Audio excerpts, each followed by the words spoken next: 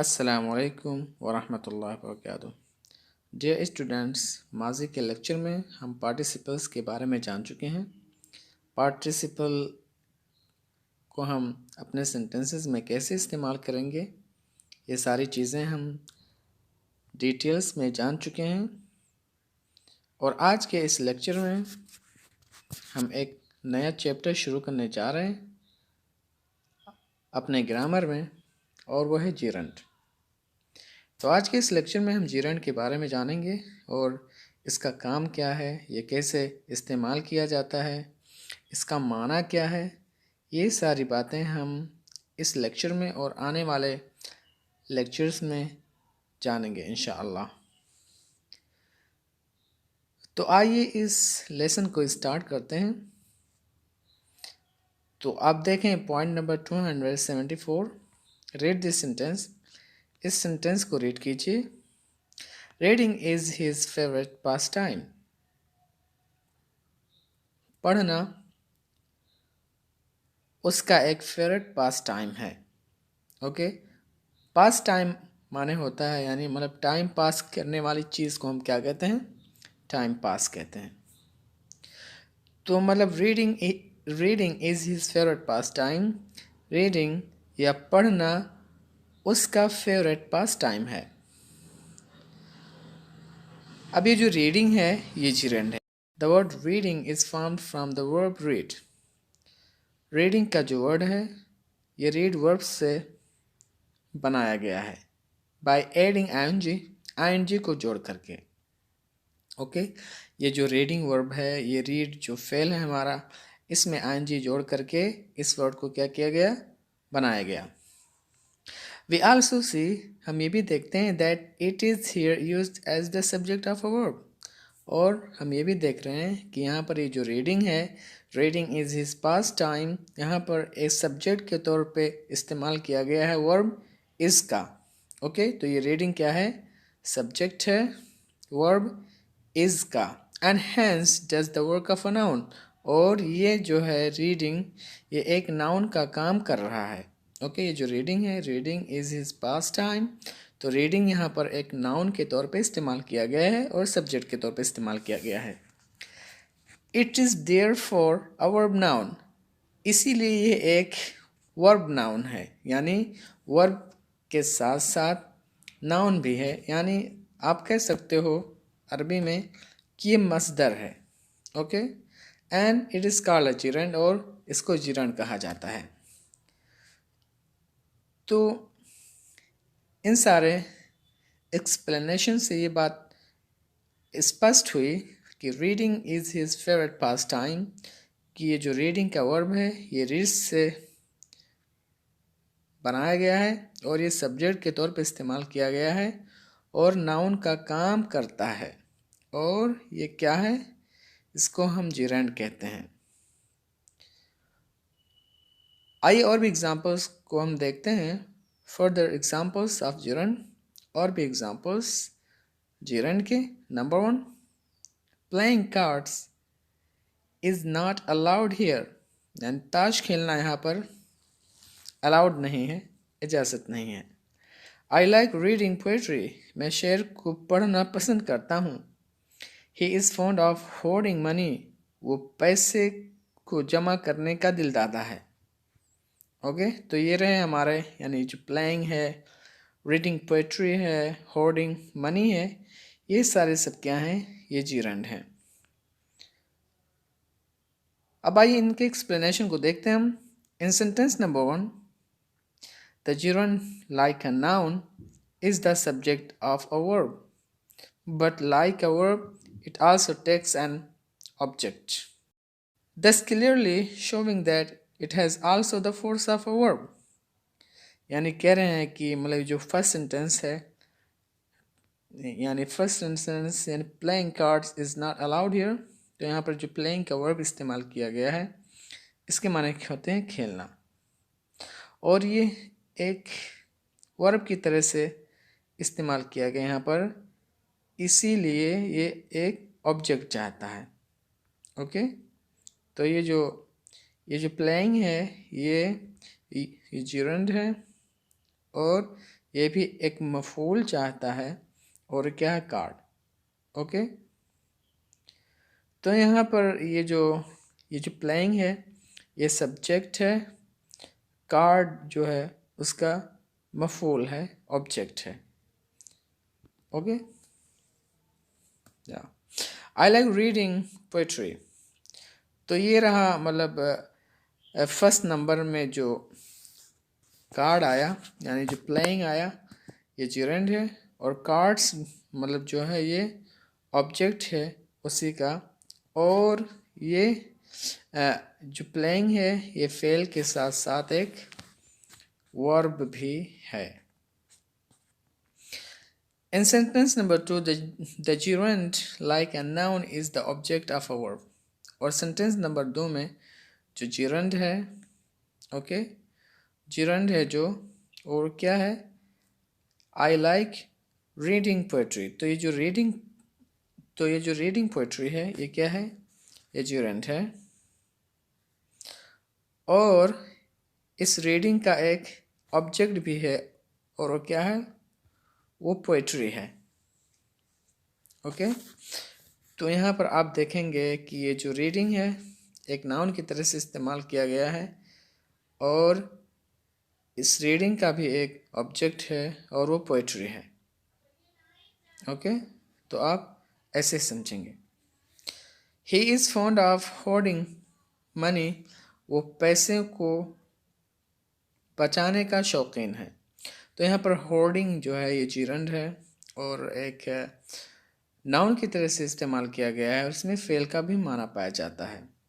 और hoarding money जो है ये होर्डिंग के ऑब्जेक्ट है, और होर्डिंग मनी जो है ये ऑफ की ऑब्जेक्ट है। तो मतलब आपने यहाँ देखा कि ये जो जिरंड है ये वर्ब्स से बनाया जाता है, इसके आखिर में आईएनजी को जोड़ करके, और साथ ही में साथ ये एक फेल का भी काम करता है, और इसके भी अपने ऑब्जेक्ट्स होते हैं, और ये नाउन की तरह से भी इस्तेमाल हो सकता है, और सब्जेक्ट की तरह से भी इस्तेमाल हो सकता है, और ऑब्जेक्ट की तरह से भी इसको इस्तेमाल किया जा सकता है। ओके, तो आइए अब जिरंड की तारीफ को हम यहाँ पे जान लेते हैं। A gerund is that form of the verb। Gerund वो होता है जो वर्ब से बनाया जाता है, और वो आईएनजी पे ख़त्म होता है, और नाउन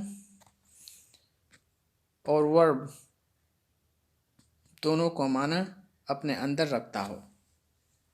ओके, तो यहाँ पे डेफिनेशन यानी a gerund is that form of a verb, कि gerund एक वर्ब की शक्ल होती है जो कि आईएनजी पे ख़त्म होता है, and has the force of a noun and verb, और उसमें वर्ब और नाउन दोनों का माना पाया जाता है।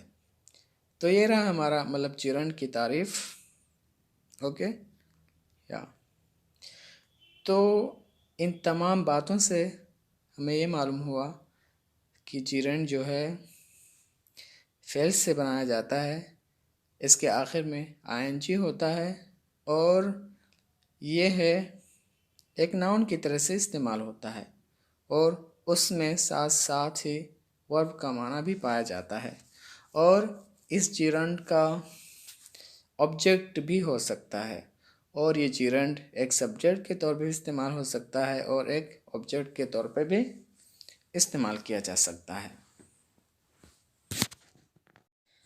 अब आइए हम देखते हैं पॉइंट नंबर 275। पॉइंट नंबर 275 में क्या है जानते हैं।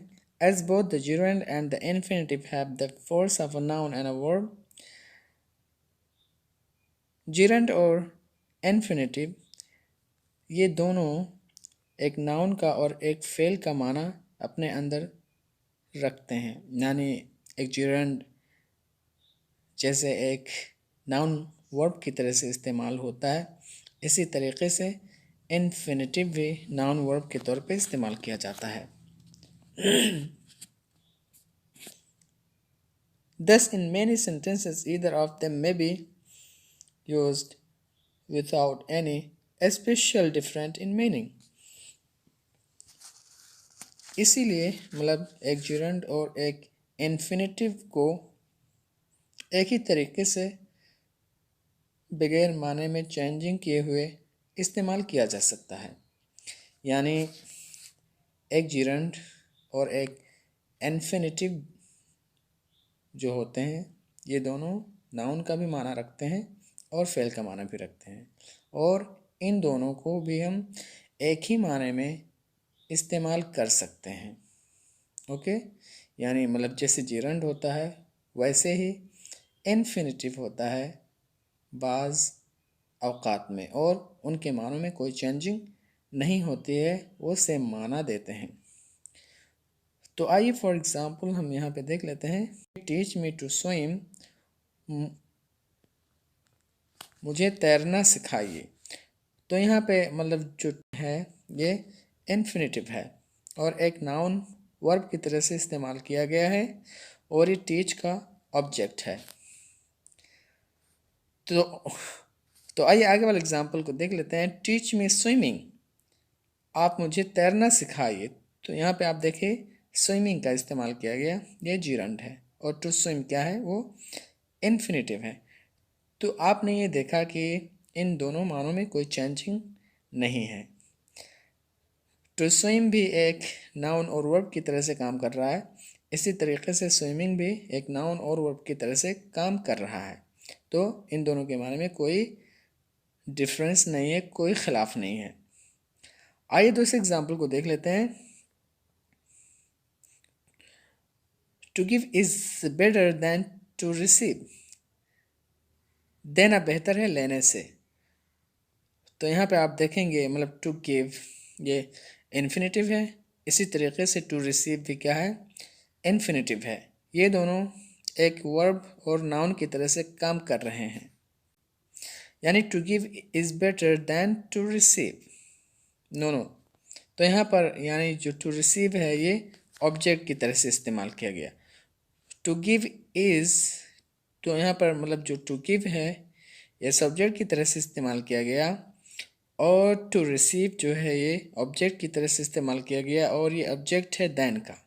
ओके, तो टू गिव और टू रिसीव जो है ये इन्फिनिटिव है। आइए चलते हैं आगे, देखते हैं। Giving is better than receiving, देना लेने से बेहतर है। तो आपने यहाँ पर देखा मतलब गिविंग का इस्तेमाल किया गया और ये gerund है, और इसी तरीके से रिसीविंग भी क्या है, ये gerund है।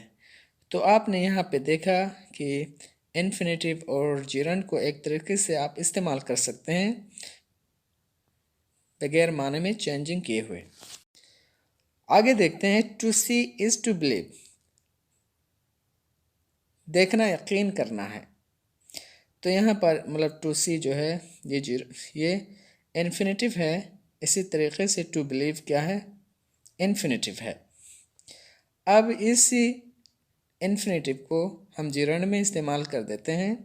सीइंग इज़ बिलीविंग, देखना यकीन करना है। आपने देखा यहाँ पर कि इन्फिनिटिव और gerund को हम एक तरीके से इस्तेमाल कर सकते हैं बगैर माने में चेंजिंग किए हुए, और ये इन्फिनिटिव और gerund एक जैसे होते हैं नाउन और फेल में। यानी ये दोनों नाउन का भी माना देते हैं और फेल का भी माना देते हैं। तो ये एक तरीके से सेम हुए और इनका इस्तेमाल ऐसे किया जा सकता है। तो आप इस लेसन को अच्छे से देखें और समझने की कोशिश करें कि हम gerund को कैसे इस्तेमाल करेंगे और इन्फिनिटिव को कैसे इस्तेमाल करेंगे। तो आज के इस लेक्चर में हमें मालूम हुआ कि gerund एक ऐसा वर्ड है जो फेल से बनाया जाता है और इसके आखिर में ing आता है, और ये वर्ब और नाउन दोनों का माना अपने अंदर रखता है। और ये जो gerund है एक सब्जेक्ट की तरह से भी इस्तेमाल हो सकता है और एक ऑब्जेक्ट की तरह से भी इस्तेमाल किया जा सकता है, और इस gerund का अपना भी कोई ऑब्जेक्ट हो सकता है। तो होप दैट कि आपने आज का लेसन अच्छे से समझा होगा। और इंशाअल्लाह अगर आप ना समझे हो तो पूछ सकते हैं इंशाअल्लाह, और आपको फिर से एक्सप्लेन किया जाएगा इंशाअल्लाह। वस्सलाम वालेकुम।